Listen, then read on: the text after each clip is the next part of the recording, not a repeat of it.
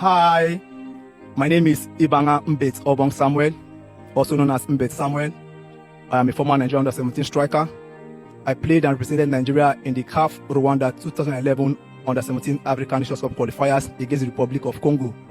I tore my meniscus while on the line of duty for Nigeria, and the national team dropped me without any form of treatment. And that particular injury led to the end of my career and why I am living with knee osteoarthritis for 13 years now. The Nigerian Football Federation has told me that the government did not give them any money to treat any footballer, and not to talk about me that played for the Nigeria under-17. Yeah, that's Mbet Sunday, a former Nigerian under-17 striker. Now, this guy said he had this injury while training for CAF under-17 qualifier, which was held in Rwanda in 2011. He was part of the Nigerian squad, and while he was in training, he tore his meniscus. Now, if you don't know what a meniscus injury means, watch this video. Meniscus is a C-shaped piece of tough, rubbery cartilage that cushions and stabilizes the knee. Each knee has two. The lateral meniscus is more circular, and the medial meniscus is a C shape. Both are attached at the front and back of the knee, allowing for mobility, but also making it a structure at risk of injury. The meniscus can tear in many ways and locations, and recommended treatment will depend on size, depth, and location.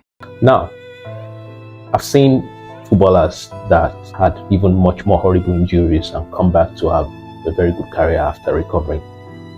Some have injuries like anterior cruciate ligament injuries. Some even had their knees pop out, and with adequate care, they've come back to have very good careers. Now, my problem is not about what he's doing right now. At least he's putting bread on his table. My problem is the fact that he said the Nigerian Football Federation pointedly told him that they have no money to treat him, which means that he went to training for Nigeria, he tried to play for Nigeria at his own risk. Now, this is just a few of the cases that have gone under the radar in recent years. We've seen footballers, even in the senior team, until recently, we've seen footballers deliberately avoiding turning up for qualifiers because if they get injured, their club will be the one to face the consequences. So why risk it all for a federation that wouldn't care a jot about you if you get injured? So this keeps happening, and then you wonder why that boy over there in Europe, who has been developed, who has had the best medical facilities, who has had the best academy, bring him up to standard, why he will decide to play for Nigeria, except for patriotism. Anything aside from patriotism, it doesn't cut it. This guy had his dreams of playing for Nigeria. He said he was really excited to be in the camp, and then while he was in a training session, he had that popping sound. He had his injury trying to play for Nigeria, and let me take you back memory lane.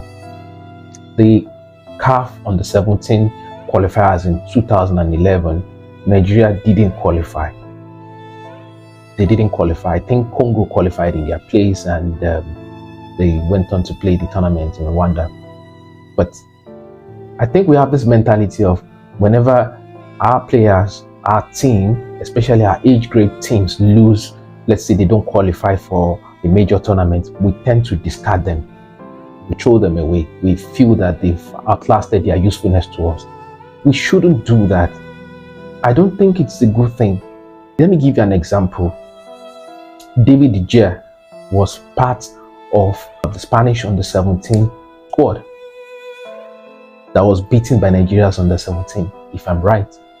If that team, I think the likes of Frank Merida too, if that team had been discarded, there wouldn't be David De Gea playing for United years later. But we have this mentality in Nigeria, we need to change it. If our age grade groups do not qualify for a tournament, we do not need to discard the whole thing.